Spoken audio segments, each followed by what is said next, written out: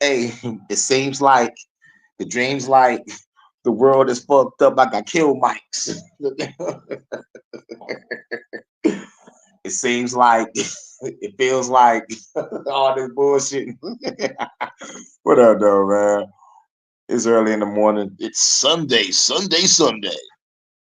Like what I was playing was the old original 8 Mile soundtrack. You know, it was how I motherfucking hear that fucking beat, man. That beat is just fucking cold. I think Eminem made that beat too. But look, we're searching for truth, part 6. And we're back again. We in the house again, said the pack of men, ladies and gentlemen, front, left, right. We back again, searching for truth. And God is gonna catch these hands. Is God actually the devil?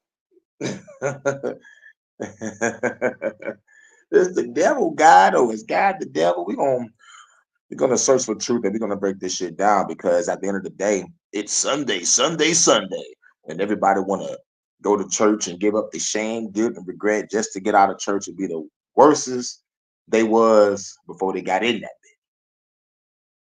Church taking your money and your energy and your wife or your girlfriend probably. You better watch out. Watch out. Down the night, down in the night, say, come out, Jack. Watch out.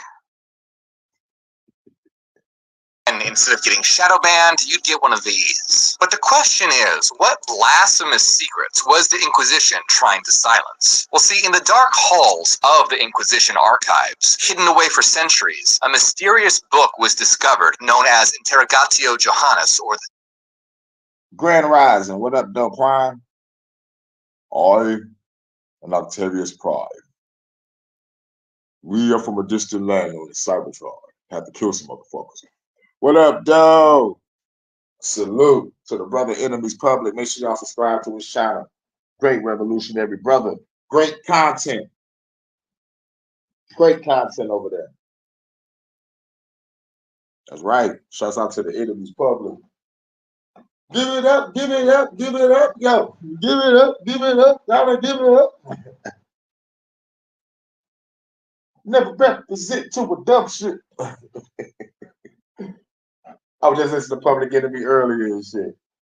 I'm like, damn, I forgot how cold that beat was. That give it up beat, that shit was cold, bro. Give it up, gotta give it up. Secret Supper. And this book belonged to a heretical group of Christians called the Cathars. They believed it contained the true teachings of Jesus Christ. It was kept hidden from the world. But what were those teachings, and why would the church that supposedly built on Christ's teachings hide this book? This is the Satanic Bible, written by Anton LaVey in 1969, and in it, LaVey writes that if the devil were a liar, then it would have been Satan, not God, who wrote the Holy Bible. And that's exactly what the Cathars believed. For them, the actual Satanic Bible. Trading options can be a great way to generate income, but most traders are losing money. That's an ad, y'all. Unable to consistently make money. Is the Bible supposedly built on Christ's teachings hide this book?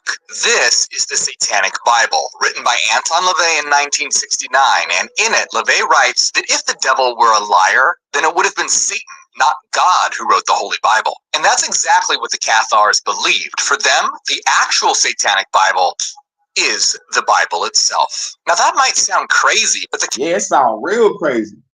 It sounds real crazy. The actual Satanic Bible is the actual Holy Bible itself that everybody walking around with, everybody putting their faith and belief in. That is fucking crazy. But if you look at it, man, read that Old Testament. God got over trillions of bodies on this body count.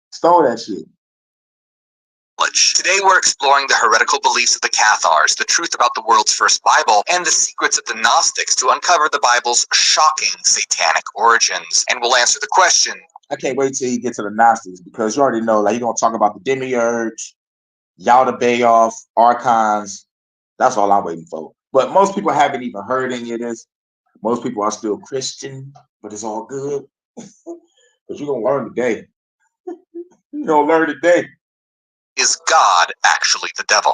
My name is Morgan. I'm an ex-Christian revealing hidden knowledge to create a new world. Remember to like and subscribe to help. Now, I would have picked the Bobby Hemmett segment on this subject. I might do that on another video, but I wanted a smaller video because, like, Bobby Hemmett Bobby Hemmett got this lecture like 8 to 10 hours long. Real shit.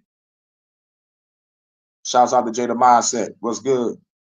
AKA Jordan Akram Universe. Make sure y'all check out our song, Live It Up. The newest party track of the century, of the universe. Nigga, they playing this right now in the Galactic Federation. The niggas gigging and shit. Know what I'm saying? Read this information and check out my new book, Neogenesis, Dawn of the New Mind. The link is in the description. Neogenesis Evangelion. Now that's a dog ass anime. Check out Neogenesis Evangelion. Now, if y'all, you know, like, that's only for motherfuckers that got a brain and open-minded and think, because it's a very complex show. You know, but yeah. Classic for sure. That's the newest classic, because every generation, every age group can fuck with that song. That shit is universal. It's right. Of this video. Do you know why the Inquisition was created? It was a powerful institution established by the Catholic Church in the 12th century, and it was designed to root out heresy, blasphemy, and witchcraft. And the Inquisition was known for using violence and torture to extract confessions from heretics, enforcing religious conformity through fear and brutality. Now, you probably knew. Yeah, and that's a church. The Vatican still has their torture devices underground, and like under their Vatican, whatever.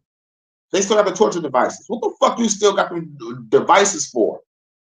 Oh yeah, it's ancient artifacts, memory. Yeah, memory of a time when y'all was actually killing innocent people and trying to get confessions out of motherfuckers. You a witch. Y'all was really doing this to instill fear in people, to make people not go against the church. Y'all motherfuckers are some evil sons of bitches. Roman Catholic Church, my ass. No, it's the Roman Empire. Y'all replaced the fucking crown for a Pope hat. That's all it is. Hashtag fuck the government. That's right. That's right. Fuck the government. I just did a Fuck the Government podcast yesterday. You can check that out. We're on episode 32. Shouts out to Mrs. Camarez. Did I say that right? Camarez? Bush me? Nice. Well, hold on. Let me get back to my video. My other phone keep timing out real quick. I think it's under like a 3-second timeout or some shit. Now, you probably knew that already, but did you know who their primary targets were? The Cathars. But why was the church so terrified of the Cathars? Imagine this. It's the Middle Ages, and the church has a stranglehold on Europe. Heretics are burned at the stake, but in the shadows, there's a group whispering that the God we know might not be the true God. See, hey, yo, your God ain't shit. What? Yo, nigga, this is your God do. What? My God is a loving, caring God, really? Will your loving and caring God tell you to sacrifice your child? Would you do it? Yeah. He's God in all power. Get the fuck away from me. Cathars believed that Satan had twisted the scriptures and that the God worshipped by the church was actually the devil. In their book, The Secret Supper, which was seized by the Inquisition, it describes how Satan manipulated humanity into believing that he was God. So the Cathar interpretation of the Bible is the total opposite of what we've been taught. It's kind of like how we have different political parties today, where each one says the other is evil. The Cathars were saying, hey, what if what the world has been told about the Bible is just propaganda by Satan? For them, the Bible was fake news. Now, that might sound crazy, but think about it. Growing up as a Christian, I was always taught that the Bible was the ultimate truth, but as I got older, I started questioning why the supposedly holy word of God would contain so much violence. Doesn't that seem suspicious? In the Bible, God demanded blood sacrifices, commanded the death of innocent men, women, and children, unleashed plagues and floods to destroy humanity. I remember sitting in church and hearing these stories about blood sacrifices and thinking, well, isn't that exactly what the church calls satanic? It always felt wrong. Why would a loving God constantly demand sacrifice and worship? But what if that wasn't God at all? What if that was actually the devil? Right. That makes Why would any God want sacrifice and worship? Why? Why? Why? Go to that pastor clip. Why? Why? Why? Because at the end of the day, I created you motherfuckers. I created the physical world and trapped your souls here, bitch. Now serve me. Or in the words of Solo Sokoa, acknowledge me. Acknowledge me. I hate wrestling right now. They really want me to think Solo Sokoa is that intimidating. I'm like, no. Y'all forced us to love Roman Reigns. Like, come on. a lot more sense. After all, does accepting animal and human sacrifice sound godly or satanic? The Bible is said to be inspired. Doing that communion ritual. Eat this blood, it symbolizes my body. Drink this wine, it symbolizes my blood. That's a fucking ritual. That's a vampire. Eat my flesh and drink my blood. Ritual. Flesh of my flesh, blood of my blood. All my niggas get down like pause. Inspired by God, but what if it was inspired by Satan to deceive humanity? According to the Cathars, this is exactly the case. Remember the war in heaven, the battle where Satan rebelled against God? Well, we've all heard this story. Satan rebelled against God and was cast out of heaven, but the Cathars had a completely different take. According to the Cathars, they believed that Satan, who's usually depicted as the rebel angel, was actually the God of the Bible, the very God who demanded sacrifices, unquestioning obedience, and worship. In their eyes, this God was not the true God, but an evil impostor, the devil himself. They called him Rex Mundi, or King of the World. But wait a minute, if the God of the Rex Mundi, King of the World. I like that name. What? Did you just say that? Rex Mundi sound cold. Yep, I said it. It sounds like a cold bad guy that I can use for my comic book. That's why I like the name. Rex Mundi. Because I am an artist. I am working on some books right now. I got a lot of shit going. You know what I'm saying? But Rex Mundi, King of the World. They call me Hurricane, Destroyer of Worlds. You know what I'm saying? So, yeah. I like it. Bible is actually Satan, then who did he rebel against in heaven? Well, it's all revealed in the book that terrified the church and hidden away by the Inquisition, the Secret Supper. The Secret Supper is also known as the Questions of John, because in this book, John has a secret meal in heaven with Jesus who reveals hidden information. But what was it that Jesus revealed? John up there eating with Jesus at the table. I went up there, nigga. What's up, nigga? Yo, man, what the fuck really going on in this crazy ass universe? And Jesus is like, yo, all right. Here's what's going on, my nigga. Well, Jesus tells John that there is a higher God, the true God, the God of light who created everything spiritual, while Satan is a false God of darkness who created the material world and human beings. Boom.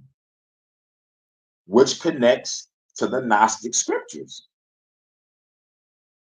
Yaldabaoth, Chief Archon, or Demiurge created the physical universe and created these human bodies. But you're about to hear something that these Cathars found out, according to the Questions of John, when he was talking to Jeebus. You're about to hear some shit.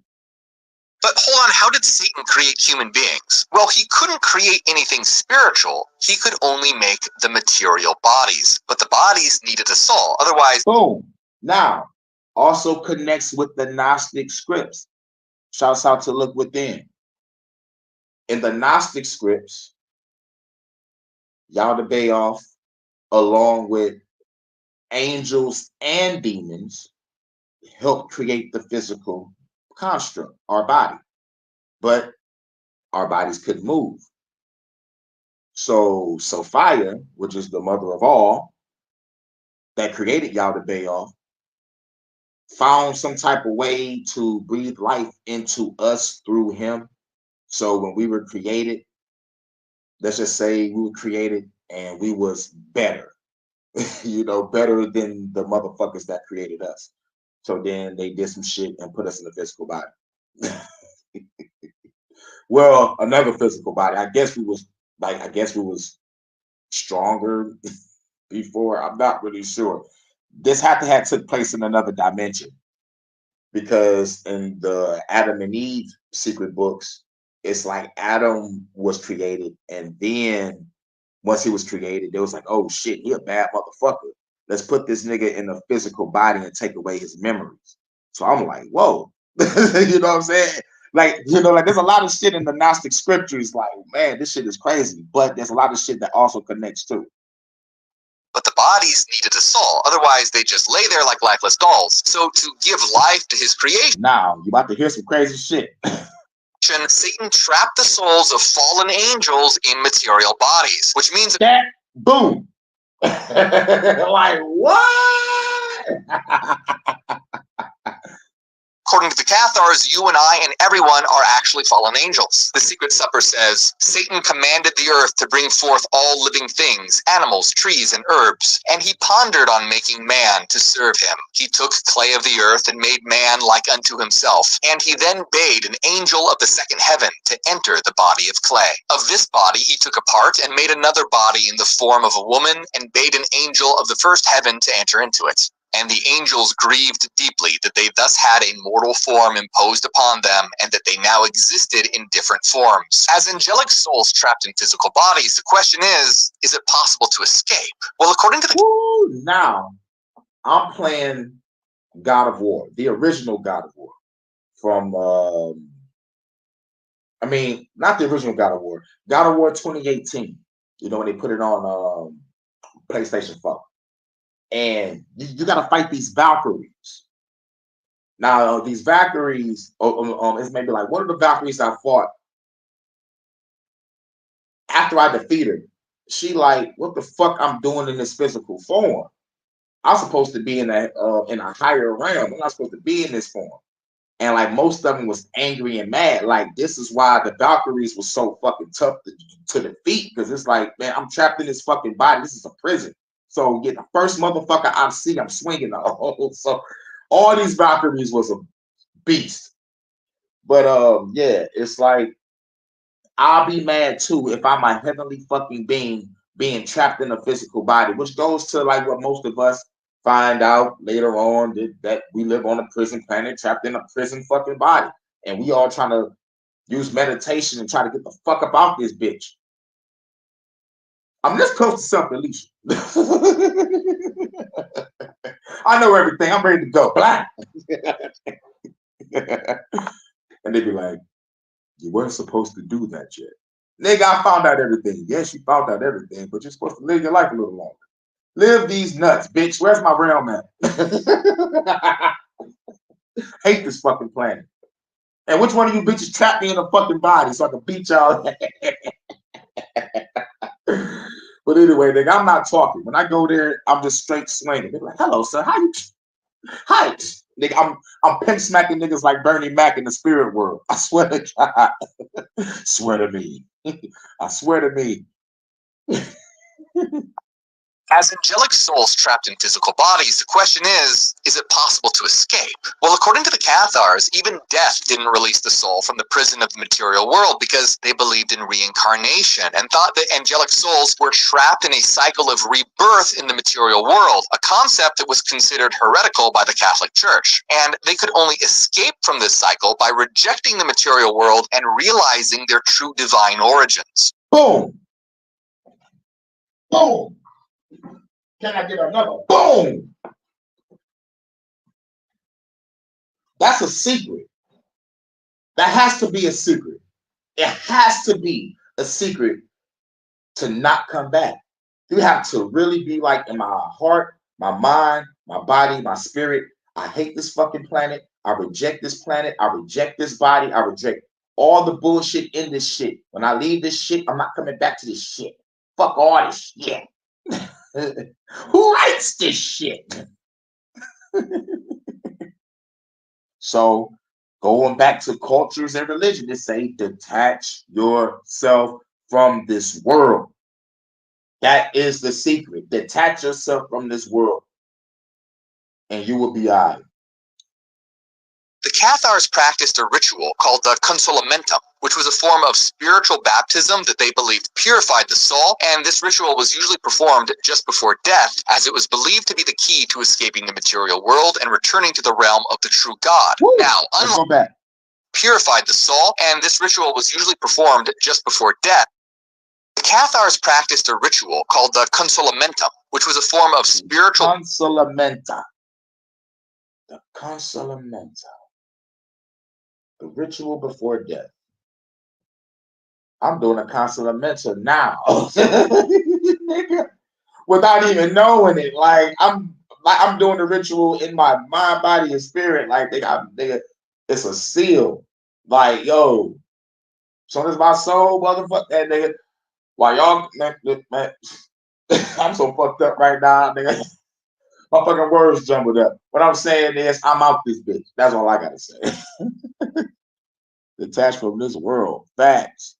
Baptism that they believed purified the soul, and this ritual was usually performed just before death, as it was believed to be the key to escaping the material world and returning to the realm of the true God. Now, unlike the Catholic Church, the Cathars allowed women to serve as spiritual leaders. Women, called prefectae, could administer the consolamentum and were highly respected within Cathar communities. But now that Satan had trapped fallen angels in the form of human beings, he needed a way to convince them to worship him, to trick them into believing he was God.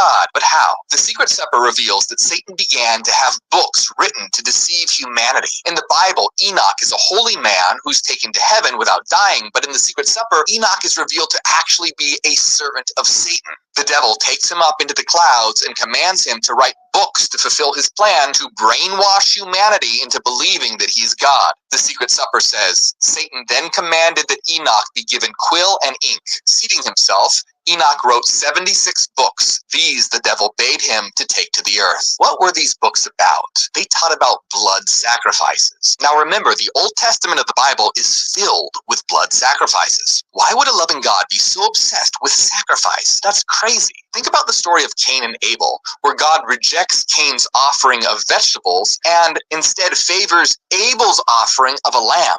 Not to mention the countless animal sacrifices in Leviticus, where specific instructions are given for sacrificing bulls and goats and lambs. Yeah, and it also said God loved the savory smell of the meat. If you a spirit, nigga, how's you smelling? Reptilia. Allegedly. But I'm just saying, if you take pleasure in death and chaos and love the smell of a savory sacrifice, man, you are evil. To atone for sins and seek favor from God. Leviticus 1:5 and 1:13 says, You are to slaughter the young bull before the Lord. The priest shall bring the blood and splash it against the sides of the altar. Burn them on the altar. It is a burnt offering, a food offering, an aroma pleasing to the Lord. I'm sorry, what? See, an aroma pleasing to the Lord. That aroma is pleasing. A whole bunch of, ugh, get the blood. Cook the meat. Yo, God, how's it smell? Smells good, my nigga. Fuck y'all cooking. Oh yeah, baby bull. I was a Christian. I remember reading verses like this and wondering how a loving God could possibly demand sacrifices. And if yeah, damn, that's interesting because considering Metatron and the Q and yeah. I'm glad someone in this bitch knows about Metatron. I'm glad because I was going there too because I was reading the book of Enoch. And Enoch was up there and was told to write some shit down. The fallen angels was like, yo, man, nigga, tell God not to murk everybody. Plead on our behalf. And And God transformed that nigga into Metatron. You know what I'm saying? He didn't go up there and transform on his own. This nigga was given that power. And then the fucking Metatron cube talk. And then we talk about Saturn's cube. Then they connect Saturn with Satan and a whole bunch of other crazy shit that you put together. That's not enough for you. There's the story of Jephthah, where he ends up sacrificing his own virgin daughter as a burnt offering. I mean, come on. You can't get more satanic than that. A burnt virgin sacrifice. Hello? Really think about that. Why is this considered acceptable? Well, it wasn't for the Cathars. They saw this as totally evil and believed that the idea of sacrifice, whether animals or humans, was a deception by Satan. They believed that true salvation wasn't about performing these satanic rituals. It was about understanding and realizing one's own divine nature. Remember the 10 Commandments that God supposedly gave to Moses? Oh, yes, I remember the 10 Commandments. I remember some old-ass man climbing up a mountain with no safety, not factoring in oxygen levels, to talk to a burning bush. Mind you, not understanding the physics on how there's a burning bush on top of a fucking mountain, or maybe on the side of a mountain, or in the cleft of a mountain. Either way it go, ain't no fucking burning bush supposed to be up there. Let's just get that out the way. And it's talking. And here go the motherfucking kicker. This nigga had to climb down with those tablets. How the hell you do that? Who writes this shit?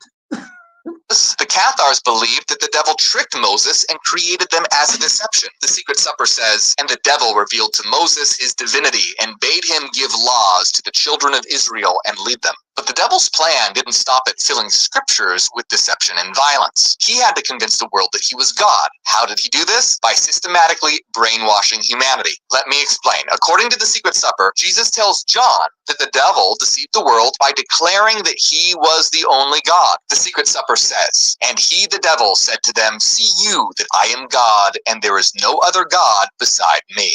This is crucial.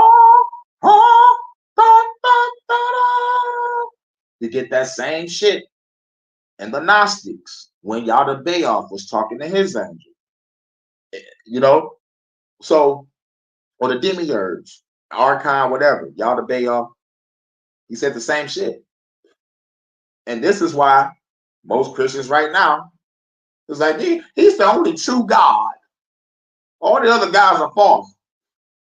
But you wouldn't tell that to a Hindu priest face. You wouldn't tell that to that nigga face. You wouldn't go to the Middle East and be like, Allah is not God. My God is a true God. You wouldn't do that. You wouldn't go to China and be like, fuck the I Ching. You know, but you a motherfucker be all over America saying, my God is the shit. And your God is a slave master. And humanity is the slaves. This planet is the plantation. Can I get some bars for that? Talk about bomb. You dropped the bomb on me. Oh. You dropped the bomb. Make sure you like, share, and subscribe. "And there is no other God beside me." This is crucial because in the Old Testament, God says this all the time. In the Bible, specifically Isaiah chapter 45, he says it over and over. Here, let me show you. Verse 5, "I am the Lord and there is no other. Apart from me, there is no God." Verse 6, "I am the Lord and there is no other." Verse 14, "Surely God is with you and there is no other. There is no other God." Verse 18, "I am the Lord and there is no other." Verse 21, "And there is no..." Yeah, that sounds like straight up repetition and brainwashing. You know, the 3 forms of mind control is repetition, trauma, and symbolism. I'm going to say it one more time. For the people in the back, repetition, trauma, and symbolism. For example, repetition. I bet you won't hit a motherfucker, hit a motherfucker, bitch. Hit a motherfucker, hit a motherfucker. I bet you won't push a motherfucker, push a motherfucker. Huh? Hooks are repetition. A dog ass hook that you remember. Repetition is stuck in your head. That's what the South is known for. Banging ass beats and repetitive hooks. Get on my level, ho. Get on my level, ho. What? Get on my level, ho. bitch, nigga, you could never, ever, never, ever, ever, ever, ever, you know, repetition. How we got trauma. Trauma, yeah. You're a guy causing plagues and putting motherfuckers through a whole bunch of bullshit to have motherfuckers fucked up in the head. And got the symbolism, the crosses, the stars, the pitchforks, the motherfucking dragons or the reptilian shits, whatever the fuck, you know, that could go along with the repetition and trauma. And then once all that shit is instilled in you, it's a wrap. It's over. We can go into our life. Abusive household, family, fuck it. Repetition. Good for nothing parent telling you the same shit over and over and over again. But it's bullshit though. Trauma. You're getting beaten. The symbolism. The belt. So, or slavery. Same shit, but replace the belt with whip. You know, this world is full of pain and suffering. Verse 18, I am the Lord, and there is no other. Verse 21, and there is no God apart from me, a righteous God and a Savior. There is none but me. Verse 22, for I am God, and there is no other. There is no other. It's like, I would have been in the angel classroom and be like, yo, God, you keep on saying there's no other but you. But there's a lot more other motherfuckers out there with some other motherfucking gods. So can you explain that? There's no other but me. And then just motherfucking disintegrate my ass. Anybody else got something to say about me not being the true God? No, no, you cool.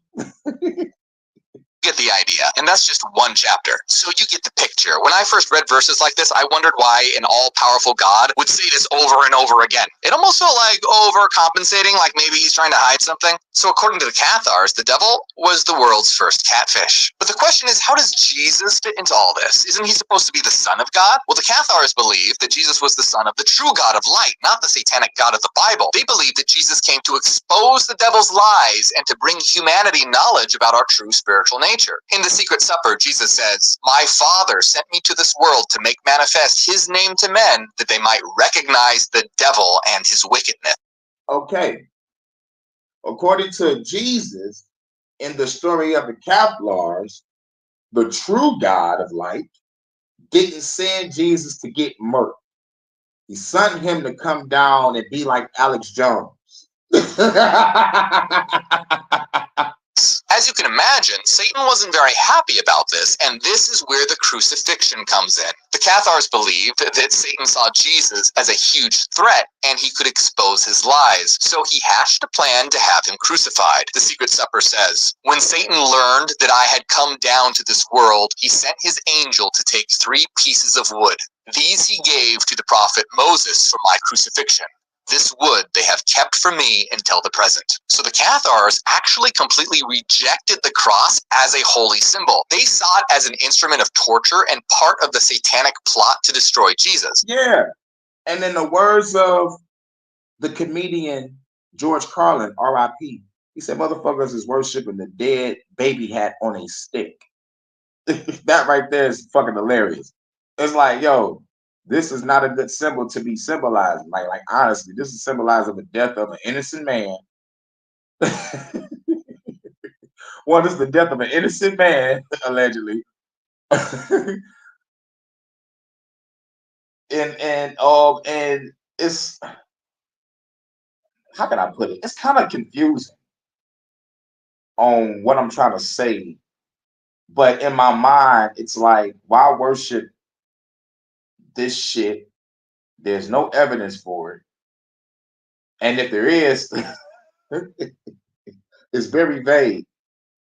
And plus, the cross that y'all motherfucking wrapping around y'all motherfucking shit, it's like, how can I put it? It's more dark symbolism to it than good symbolism. That's all I can say. How about that? There's more dark symbolism to wearing that shit than good. God damn, I couldn't find the words. Because the origin of the cross, what the fuck? Shit. Damn. I got so much motherfucking shit in my mind. I'm trying to open up the drawer. Like, where's my notes at? Where's my notes at? I'm going through my own Akashic library to find the book. Like, what the fuck? Can't find my shit. But anyway, fuck it.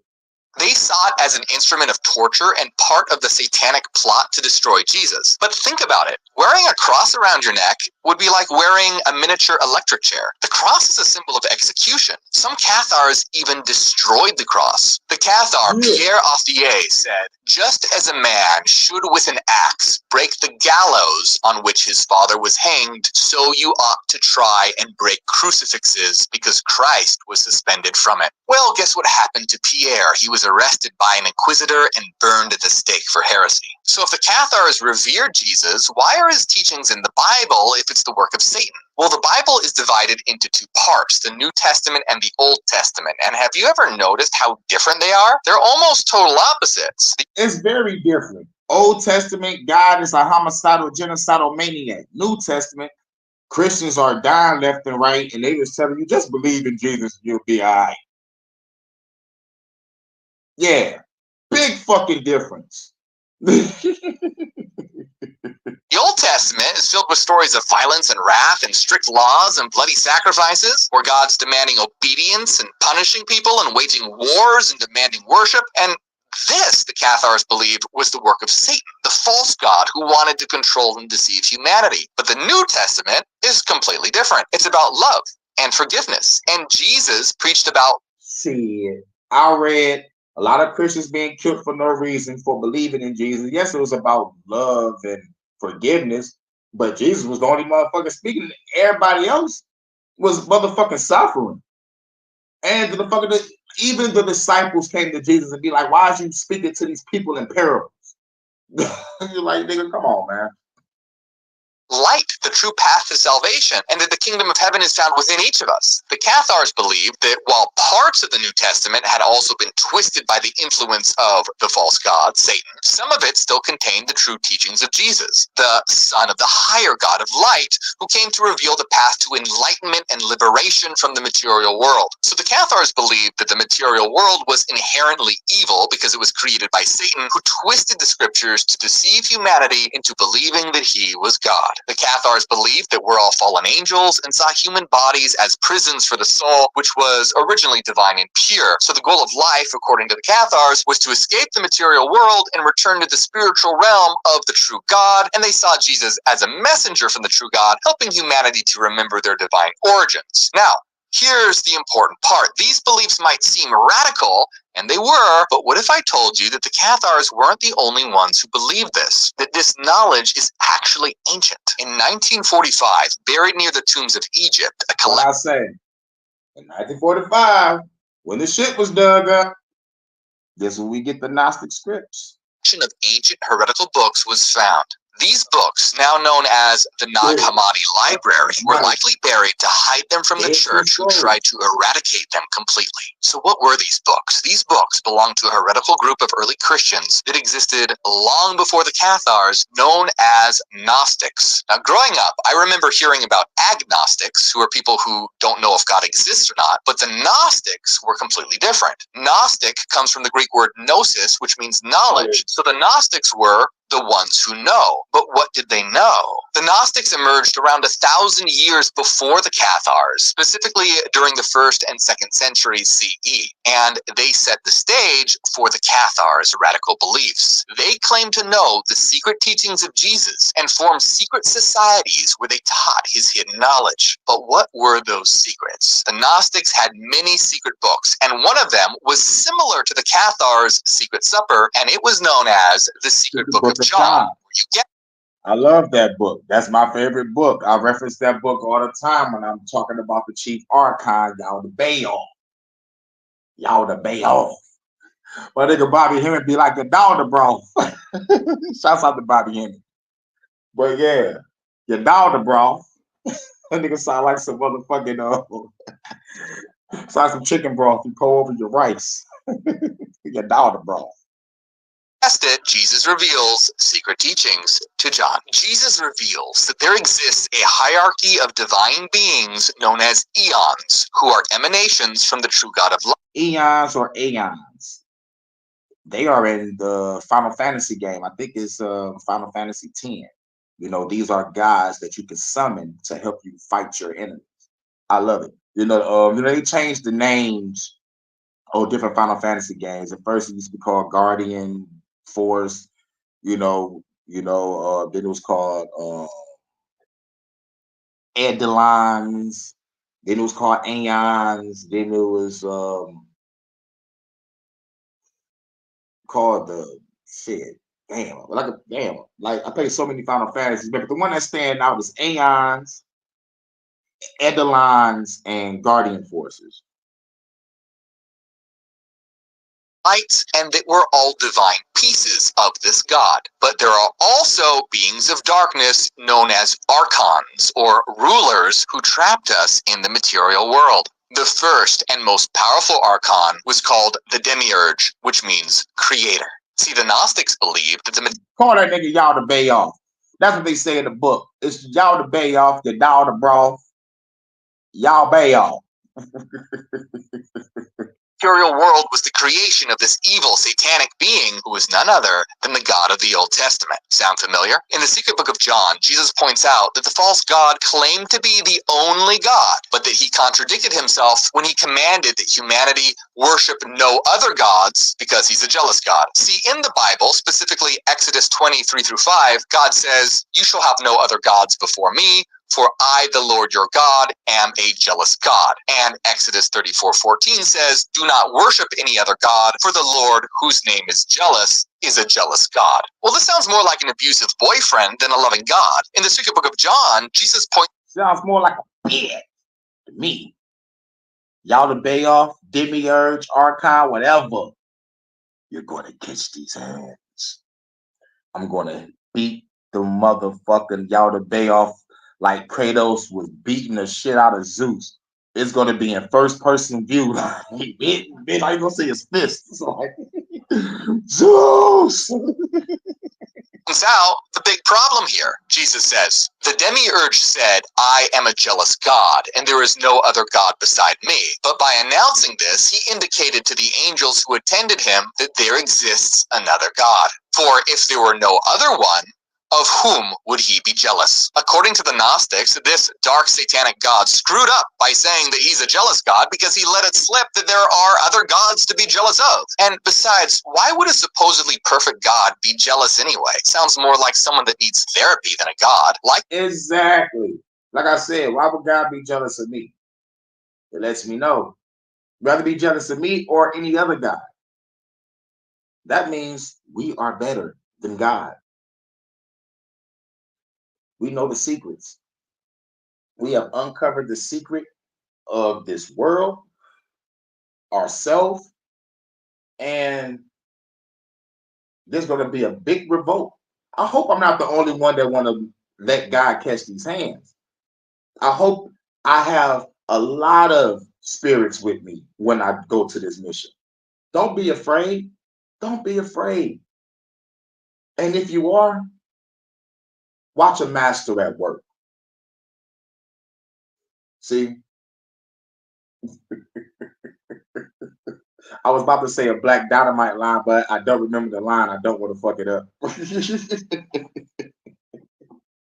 But I'm gonna go Black Dynamite on the fucking Demiurge. Best believe that. I'm declaring war on heaven and hell. And whoever's in purgatory, I'm gonna tell them niggas. I'm like, hey yo, there is no heaven, there is no hell. I just destroyed it, but there's still some motherfucking spots left. So hell is that way, heaven is that way. But look, don't try to act like God. Don't try to act like the devil, or y'all gonna see these hands. Good day. And so this everybody dip off from purgatory. I'm gonna keep that bitch to myself. Like, finally got some peace. I'm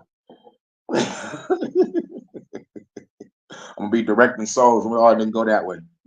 Like the Cathars, the Gnostics believed much of the scripture was twisted by the demiurge to deceive humanity into believing he was God. The Gnostics even said that this evil being sinned against the world when he said he was the only God. Another Gnostic text, called The Reality of the Rulers, says, "It is I who am God. There is none apart from me." When he said this, he sinned against the entirety. In other words, since we're all pieces of the true God of light, that means all of us are gods. And so when the demiurge said that he was the only God, he sinned against everything, because he isn't the only God, since we're all divine. So according to the Gnostics, God was the first sinner, not Adam and Eve. Woo! Now that's powerful. That's powerful. That's fucking powerful. It make you want to go back.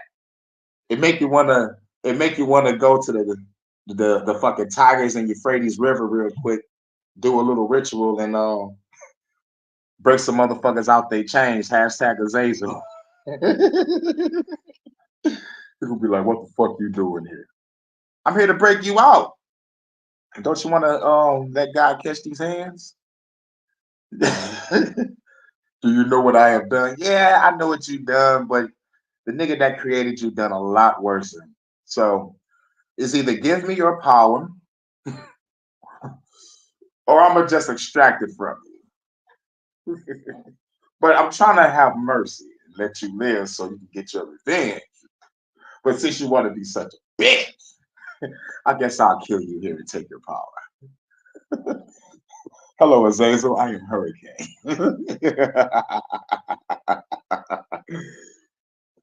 I'm gonna strangle that nigga with the chains he tied up with. Hurricane, you crazy. Not Adam and Eve. In another Gnostic text, the Testimony of Truth, they actually list out evidence from the story of the Garden of Eden to show that the Creator is a false God. First, it accuses God of withholding knowledge from humanity. The fact that God makes knowledge off limits should be a huge red flag. The book... Yeah, I agree. Don't eat from the tree of knowledge of good and evil. And as soon as they did, what happened? Damn, now these motherfuckers are just like us now. Shit. That's exactly what the fuck happened.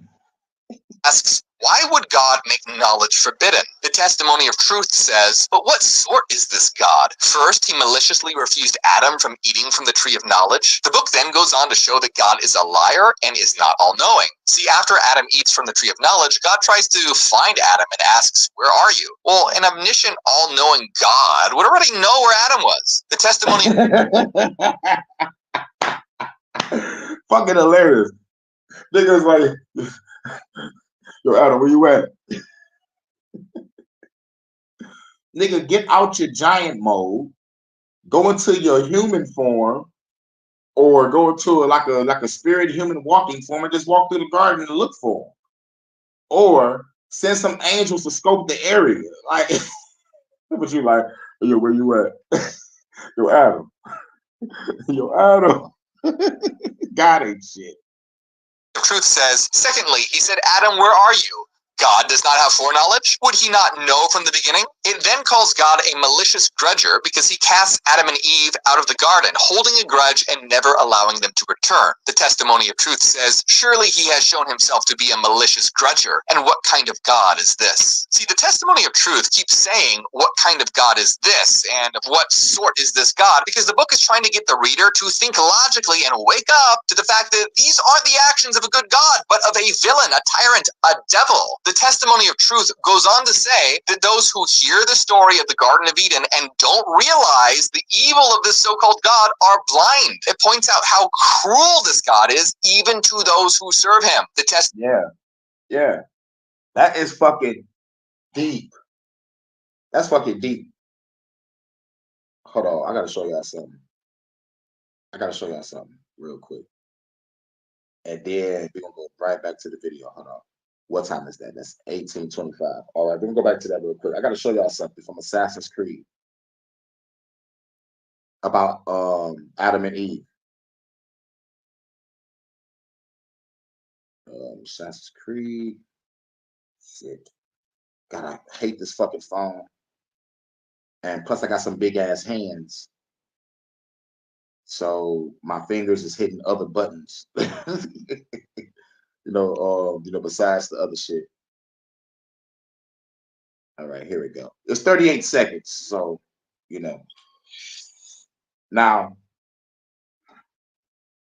they say Adam and Eve was cast out, but in this shit, Adam and Eve was fed up, and those motherfuckers escaped. You want to see how Adam and Eve roll? Those motherfuckers. Can I do it? Like, oh shit! Come on now. We have to go. No. Desmond Miles. No, fuck a Desmond Miles.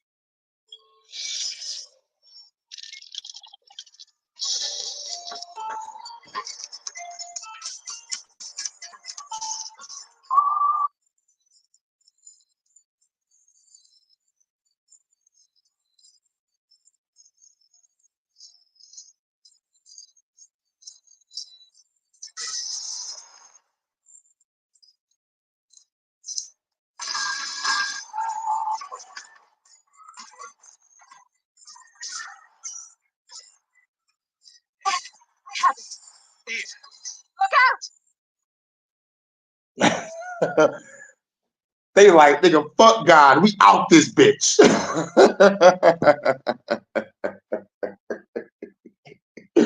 Nigga. God was all like, well, Adam.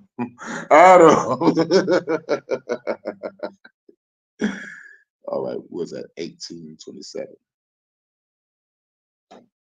We're missionaries for the Church of Jesus Christ of Latter-day Saints. We invite you That's to a cult. church with us this Sunday. So-called God are blind. It points out how cruel this God is, even to those who serve him. The testimony of truth says, and what kind of God is this? For great is the blindness of those who read, and they did not know him. And he said, I am the jealous God. I will bring the sins of the fathers upon the children until 3 and 4 generations. And he said, I will make their heart thick, and I will cause their mind to become blind, that they might not know nor comprehend the things that are said. But these things he has said to those who believe in him and serve him. The testimony. Woo, that shit is fucking deep. This is why the fucking disciples went to motherfucking Jesus. It's like, nigga, why are you speaking to these niggas in parables? Or let's go to the Old Testament. It explains why God put an evil spirit on Pharaoh. Dun, dun, dun.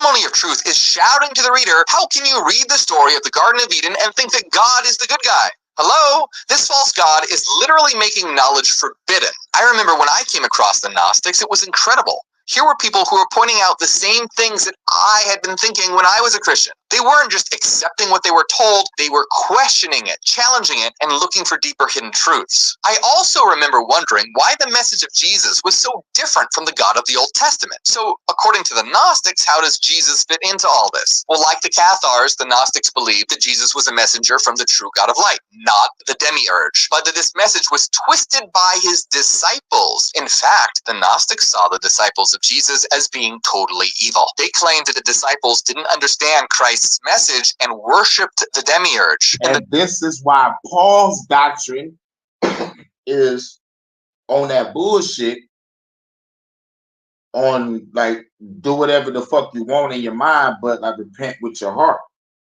You know, basically like do whatever the fuck you want, but make sure you repent at the end of the day.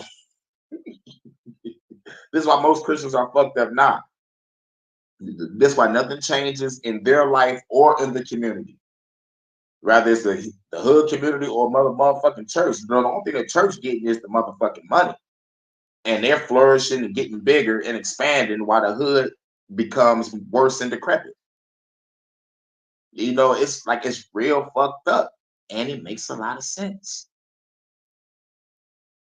Gnostic book, The Gospel of Judas, there's a passage where Jesus actually laughs at the disciples' prayers and tells them that they don't know who he is or the God he comes from. The Gospel of Judas says, the disciples said to him, Master, why are you laughing at our prayer? He answered and said to them, I'm not laughing at you. You're not doing this because you want to, but because this, your God, will be praised. They said, Master, you are the Son of our God. Jesus said, how do you know me?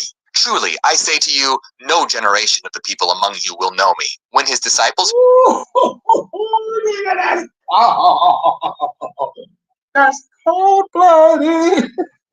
It's like emotional damage. Like someone called a therapist. Like, oh. Heard this, they started to get angry and furious and started to curse him in their heart. It was like, bitch ass nigga, I was serving you. You told me to motherfucking leave my family, leave my life alone, and follow you, motherfucker. And you laughing at these prayers. Work them out. Kick his ass, Judas. Hey, yo, Paul, grab the strap. Yo, Peter, why you standing there? Yo, Peter, why you standing there? Hearts. But when Jesus noticed their ignorance, he said to them, "Why are you letting your anger trouble you? Has your God within you become angry with your souls?" Damn, emotional damage on the spirit level. Hey, bro, emotional. He said that. Woo, hold on. The Testimony of Truth is a great fucking book. Y'all gotta read that. Read that. Learn that shit. Hold on, we gotta go back. 10 seconds. And furious and started to curse him in their hearts. But when Jesus noticed their ignorance, he said to them, "Why are you letting your anger trouble you? Has your God within you become angry with your souls?" Your God within you. That has your God within you become angry with your soul? Man, that has went over so many people's heads. Like real shit. It went over their head. It went over many people's heads. Like, damn. Just letting you know, nigga, you are God. Jesus then takes Judas aside and tells him about the realm that he actually comes from. Jesus said, "Come, that I may teach you which no person has ever seen. For there exists a great and boundless realm, whose extent no generation of angels has seen, in which there is a great invisible spirit, which no eye of an angel has ever seen, no thought of the heart has ever comprehended, and it was never called by any name." So according to the Gnostics, Jesus didn't come to die for our sins, but rather to reveal hidden knowledge, to awaken the divine spark within all of us so that we all can realize that we are God, achieving no... That is the shit. I said yes. Wonder why the Gnostics were murked. And plus you wonder, it makes a lot of sense on ain't no dog. Why would anybody send their son to die? That don't make no fucking sense. But this dude sent down here from the highest of realms to be like, Black Alex Jones, Infowars.com. Here's the truth. The motherfucker you worshiping, he's not really God. He's not really Jesus. He's a goddamn devil to Satan. Black Alex Jones. You know what I'm saying? Or secret knowledge allows us to transcend the material world and reunite with the Pleroma, our true... With the Pleroma, where Sophia is from. The great mother, Sophia, the one that made the God that got everybody in suffering right now. The realm of divine light. So in early Christianity, the idea that the creator God was evil and Jesus came from a higher God was spreading fast. In fact, did you know that the world's first Bible was actually based on this very idea? As early Christianity was just beginning to take shape in the 1st and 2nd centuries, someone stepped forward who challenged everything people thought they knew about God, and this man was Saint Marcion. Marcion was a theologian, and he had a radical vision, but what exactly did he see that others didn't? Well, as Marcion studied the scriptures and read about all the violence and bloodshed, he uncovered something shocking. He believed that the God of what would become the Old Testament and the God of Jesus were completely different beings. The Old Testament God, according to Marcion, was... For many of us, this is all the interaction we have with our Medicaid. What would happen? Were completely different beings. The Old Testament God, according to Marcion, was the demiurge, a wrathful, vengeful creator obsessed with control. But the God that Jesus spoke of was a God of light, love, and liberation. So if these two gods were so different, what did Marcion do about it? Marcion compiled the first Christian canon. In other words, he put together the world's first Bible. Now, what made this Bible so controversial? Well, Marcion completely rejected the books that would later become the Old Testament. Why? Because he believed they were the works of the demiurge, not the true God. Instead, he created a new canon, which included only a shorter version of Luke's Gospel in a section that he called the Evangelicon, and 10 of Paul's epistles in a section called the Apostolicon. If we took today's Bible and removed all the texts that Marcion rejected as being evil or twisted by the demiurge, it would look like this. Marcion compiled the world's first Bible like this to remove the influence of the demiurge, emphasizing that Christ's true message was about freeing humanity from this dark, oppressive, evil deity. In Marcion's view, Jesus wasn't here to enforce the old laws of the demiurge, he was here to break us free. Like the Gnostics, Marcion believed that the disciples had misunderstood Christ's teachings and twisted them to fit the agenda of the demiurge. Historian Bart Ehrman said, Marcion believed that after Jesus left this earth, his followers, the disciples, changed his teachings, misinterpreting his gospel message. They never fully understood Jesus' teaching that the Creator was not the true God. But how did Marcion convince others that this was the truth? Well, to back up his claims, Marcion wrote a book called Antitheses. In this book, he laid out contradiction after contradiction between the Old Testament God and the teachings of Jesus. For example, you've probably heard the phrase an eye for an eye and a tooth for a tooth, right? Well, that's something in the Old Testament that God says, specifically in Exodus 21:24. But Marcion pointed out that Jesus taught something totally different. In Luke 6:29, he tells us to turn the other cheek. And if we look in the book of Matthew, even though Marcion ultimately rejected that book, we find an even clearer example where Jesus directly acknowledges he's contradicting the Creator God. Matthew 5:38 says, "You have heard it was said, eye for eye and tooth for tooth. But I tell you, if anyone slaps you on the right cheek, turn to them the other cheek also." Why would Jesus directly contradict the Old Testament God if he was really the true God? Dun, dun, dun. Marcion points out many contradictions like this. Remember Isaiah 45, where God says he's the only God over and over again? Yeah, don't remind me. Well, in that same chapter, in verse 7, God says, "I form the light and create darkness. I make peace and create evil. I, the Lord, do all these things." Woo-hoo-hoo. Bam! Drop a bomb for your God being evil. And he need to catch these hands. Drop another bomb on him because you about to drop bombs on him when we reach the astral plane. Ooh, man, that shit. God is going to catch these hands. That's all I got to say. Well, hold on a minute. God created darkness and evil? That's completely the opposite of what the church teaches today. Marcion saw this verse as a huge red flag and concluded that this being must not be the true God, that there must be a higher God. So was Marcion successful in convincing others? No, he wasn't just successful, he was extremely successful. Bart Ehrman said Marcion had a huge following. In some parts of the Christian world at the end of the 2nd century, there were apparently more Marcionites than other kinds of Christians. But if Marcion was so successful and created the world's first Bible, specifically to emphasize that Jesus came from a higher God, where did the Bible that we know today come from? After all, it contains all the dark scriptures that the Gnostics and Cathars believed were inspired by Satan. Well, first we have to understand how other Christians reacted to Marcion. So even though Marcion and the Marcionites were pacifists and preached progressive ideas for their time, if Marcion was in this day and age, niggas would be like, "Fuck you! I believe in my God. I don't give a fuck." My God ain't like that. You condone everything in the Bible, but I'm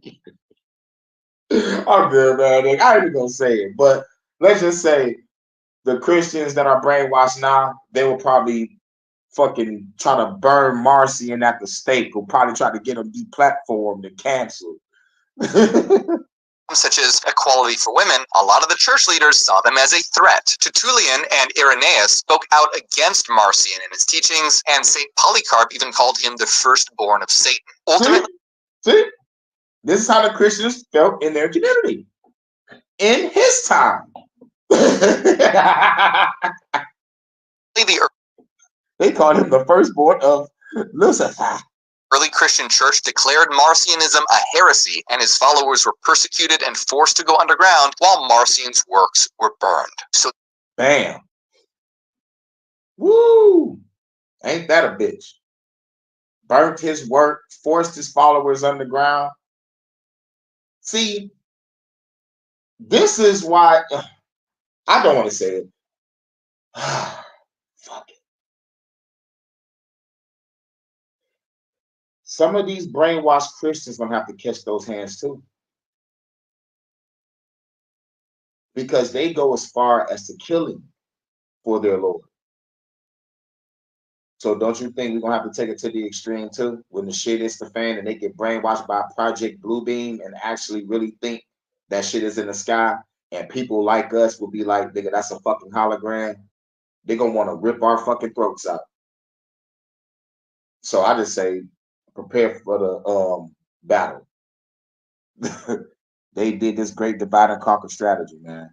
the creation of the Bible that we know today was actually driven by religious, political, and social factors. The Council of Nicaea, called in 325 CE by the Roman Emperor Constantine, played a critical role in this. Now, the council's main goal was to unite the church and settle religious arguments like the true nature of Christ. So even though the Council of Nicaea didn't literally create the biblical canon, it paved the way for later meetings, and over time, various councils and church leaders debated and decided which texts should be included in the Bible. Many books were left out, and those with different beliefs were branded as heretics and brutally persecuted. These early church leaders were not just focused on religion, they were also interested in gaining power and control. The Gnostics were also heavily persecuted during the early centuries of Christianity, particularly from the 2nd to 4th century CE, and it only intensified after the Council of Nicaea. They were labeled heretics, excommunicated, many of them killed, and their books were destroyed. But the Cathars received the most intense persecution. The church launched a campaign to completely eradicate them, leading to the Albigensian Crusade, which was a brutal military campaign aimed at destroying the Cathar movement. The first mission against the Cathars occurred on July 22nd, 1209, and it's known as the Massacre at Béziers. The Crusaders wanted to know how they could tell the difference between the Cathars and the Catholics. The military commander, Arnaud Amalric, allegedly said, "Kill them all." Damn. It's like, nigga, hey, yo, boss. It was like, yo, boss. I can't tell which one is which. They're like, y'all the military. Kill them all. Damn. Shouts out to Bronze. Shouts out to Bronze. We in the building. Searching for truth. Let motherfuckers know that the so-called God these motherfuckers worshiping is evil. Wanted to know how they could tell the difference between the Cathars and the Catholics. The military commander, Arnaud Amalric, allegedly said, "Kill them all. God will recognize his own." Afterwards, the Inquisition was created to eradicate any remaining Cathars. Those who refused to renounce their beliefs were often tortured and burned at the stake. The last known Cathar perfect was executed in 1321. The Bible we have today includes many of the texts that the Cathars, Gnostics, and Marcions saw as evil or misleading. They believed that these texts would deceive people and hide the true teachings of Jesus and the higher God of light. So the question is the God of the Old Testament actually Satan? And did the church unknowingly or knowingly create a Bible inspired by the devil to fool humanity into believing that he's God? We've seen that the Bible is filled with stories of God demanding violence, conquest, and bloodshed, such as the killing of the firstborn children in Egypt. And not to mention, because he probably might not say it, take the virgins and do whatever you want with them. That's what God said. I'm gonna say it one more time. Take the virgins and do whatever you want with them. Fuck God, nigga. Slaughter of entire populations, like in the case of Canaan, where God commands the Israelites to destroy every man, woman, and child. And these are all just a few examples of the horrific events. See? And I'm going to add again. Take the virgins and do whatever you want with them. Nigga, that's God. Described in these ancient books. But does that mean that Satan literally wrote the Bible? While the idea of Satan actually writing the scriptures is pretty far-fetched, what if we look at it symbolically? What if the true devil isn't some horned figure lurking in the shadows, but rather the darker aspects of humanity itself? Throughout history, these stories have been used to justify countless atrocities. Wars, crusades, inquisitions, witch hunts. People have been persecuted, tortured, and killed in the names of these scriptures. The Bible's been used to defend slavery, segregation, sexism, and even genocide, all in the name of a so-called righteous God. But was it divine will, or the human lust for power? See, the real Satan isn't a being like how it's described in the Bible, but a mindset that thrives on control, fear, hatred, and the suppression of truth. And this satanic force has been the God of humanity for far too long. In other words, the Bible's darker passages can be viewed as a reflection of our human capacity for evil, ignorance, and manipulation. The stark contrast between Jesus and Satan, the God of light and the God of darkness, reflects the inner conflict within humanity itself. So the satanic manipulation of the Bible isn't about a literal devil tricking us. It's about how the scriptures have been used to control, oppress, and inflict pain rather than to liberate and enlighten. It's a And when you go to the movie, The Book of Eli, when the bad guy wanted that book, wanted that Bible, the power and control. But the bitch was in Braille. Denzel was kicking everybody's ass as a blind nigga. The fucking Satoichi, the blind swordsman. You know what I'm saying? Kicking ass and taking names. But yeah, it's all about power and control. Projection of all our dark urges. It shows us not the darkness of Satan as a literal being, but the dark side of humanity. We as humans need to stop blindly believing in things just because they appear in an old book. It's like retweeting fake news without fact-checking. That's incredibly dangerous. But how does one fact-check an ancient book? Well, by using logic and reason. Through reason, we can come to the conclusion that an all-loving God would never demand violent sacrifices and worship. Cathars, the Gnostics, and even Marcions saw through the facade and wanted to bring us closer to a higher truth. So just like we see through the facade. We know what it is. We know the truth. Our government is killing us through the food, through the water, through the air, through the disease. They should not be trusted. Ding! Next. All these countries are working together to enslave its people. Ding! Check. Religion is a form of power and control and greed. Ding! Check. What's the solution? Shit. Eat right, exercise. Walk in love and light within self. Try to click up with some others. Put your mind, money, resource together. Get some land. Build an army. Get your freedom tools up.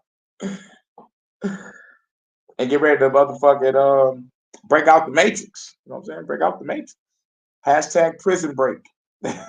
Real power isn't found in ancient books, but in our ability to think critically, to seek out truth, to understand that the divine isn't found in fear and violence, but in love, empathy. See? Let's read that. This is deep.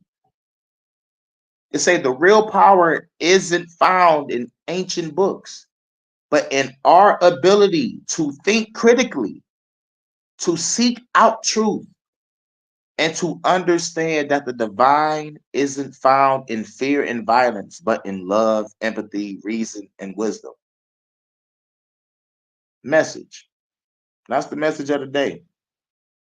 For real. The real power isn't found in ancient books. Fuck them ancient books.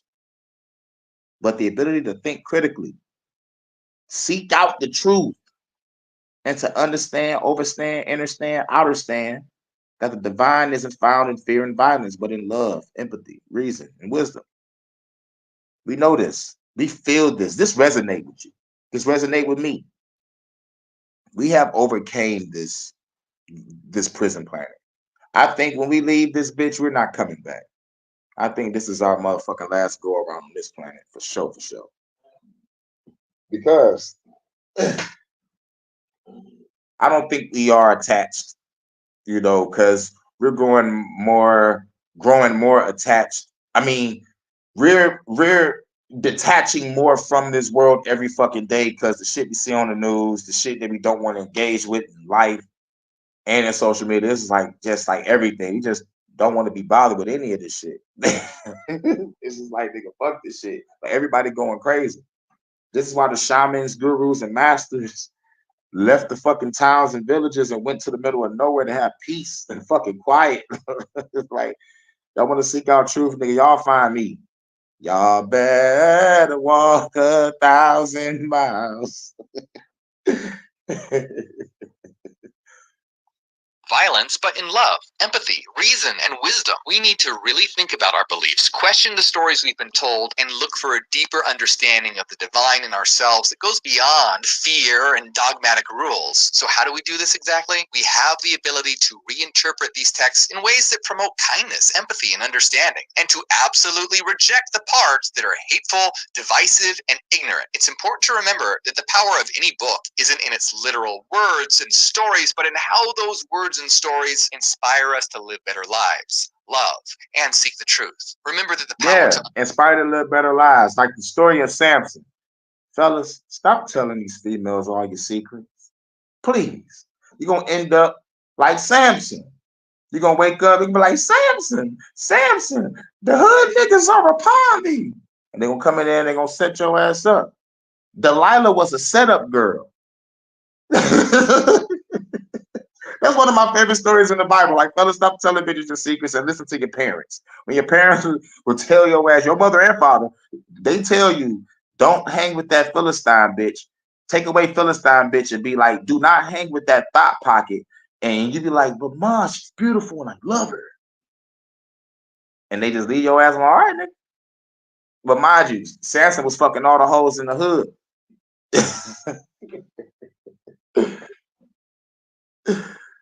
In so many words, Samson probably no one deserves to get set up. Fuck that. Fuck the bullshit.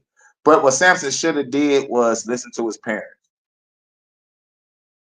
You know, but Samson is the motherfucking nigga with the strength of God. He can whoop anybody ass. So he can do whatever the fuck he want. Do what thou wilt, right? Do what thou wilt, right? And just the Old Testament. So if what we just heard, Satan is the true God of this story, then yeah, Satan watched Samson have all this power and strength.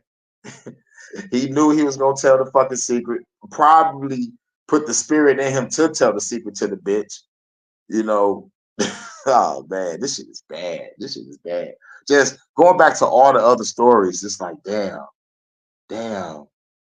Everything makes sense. The Cathars, the Gnostics, the Marcians was on fucking point. You nigga, like real shit. Just like we are. And I know the powers that shouldn't be is mad that we found this. And I know they mad that the stats is showing that motherfuckers is leaving religion. We're waking the fuck up and walking into our own light, our own state of godhood. You know, ain't nothing like it. Remember that the power to uncover the truth and reshape our understanding of the divine is in our hands. Humans have been their own devils, but we are also our own saviors, and we must step into that role for the sake of our souls and the future we wish to create. The question is, are you ready to step out of a dark age ruled by Satan and into the light of a new world created by love, empathy, and reason? That's the new beginning. If you want to help my channel grow, all right. To access all our now, this channel is called, this channel is called Morgue Official. That's the name of the channel. And the guy of the channel looked like a Final Fantasy character named Sephiroth without the ancient sword that he be wielding. But yeah. But yeah, this is a channel that I watch. I watch this, a whole bunch of other spiritual channels too. A whole bunch of ex-Christian, ex-Satanist, channels that they motherfucking break down shit. I'm talking about like a lot of enlightening channels. But this channel is called Morgue Official. And I guarantee you type in Morgue Official, you're gonna see a motherfucking nigga look like a Final Fantasy character. But that motherfucker got some motherfucking good content. Good fucking content. But we are at 1 hour and 24 minutes. Shouts out to everybody coming through. Shouts out to Bronze. Shouts out to Look Within. Shouts out to Jada Mindset, aka Jordan Akram Universe. Make sure y'all check out me and Jordan's song that Live It Up, the motherfucking hottest track in the cosmos. Shouts out to Miss Camarez. Oh shit. And who else is here? Who else is here? Shouts out to the Enemies Public. Make sure y'all like, share, and subscribe to his channel. Shouts out to Chances Make Champions. Gotta hit you up in a minute because I'm about to end the live. Shouts out to Prime in the building. Yep. That's everybody. Yep, this is Searching for Truth Live, part 6. You know what I'm saying? Like outside of me doing music and gaming and writing shit, I'm studying and going back to old notes, going back to old books, reading some shit, and trying to find something, just trying to find something new to talk about, create a whole new playlist or whatever. And now I got a Searching for Truth. But all this is probably going on my Revolutionary Doctrine of Yeshua playlist. So that's probably where they're going. Or I might just change the Revolutionary Doctrine to Searching for Truth. I might just change the name. I'm not sure. I just might just have a Searching for Truth playlist. That's what I might just do. But fuck it. But shouts out to everybody coming through. This is Sunday fun day. And most motherfuckers are in church getting fed that poison, getting fed that bullshit. But this right here, nigga, this shit right here, nigga, this the truth. Read about the Gnostics, read about the Cathars, read about Saint Marcion, man, shoot, man, it was on point. So hope everybody have a great rest of y'all day. I'll catch y'all in a minute. I got to go to work in a minute. I think Tigers play at 3. And Tigers is in the playoffs, dog. They was in 4th place for like 3 months. I'm like, man, y'all better start winning so I can work. Because like shit about to get slow. I might have to motherfucking grab me a bag. If you know what I mean. And start flipping, allegedly. But anyway, it does resonate. I was listening to Just Cleaning the House. That's what's up. I'll be doing the same thing sometimes. I listen to a nice documentary or a nice live or one of y'all. I just kick back, clean up or cook. I either clean up or I'll be cooking. Had that bitch on a Bluetooth speaker, banging, vibrate through the house of truth. But shout out to everybody coming through. How we gonna end this? You know how we always end it. Mic check. I walk around the streets with my black tech 9 on the waistline, looking at hype shit. I never claimed to be the best type of rapper, but have to show the motherfuckers what I'm after. I'm after the gold, and after that, the platinum. Beef after that, Hurricane G packs the gas, son. Bye.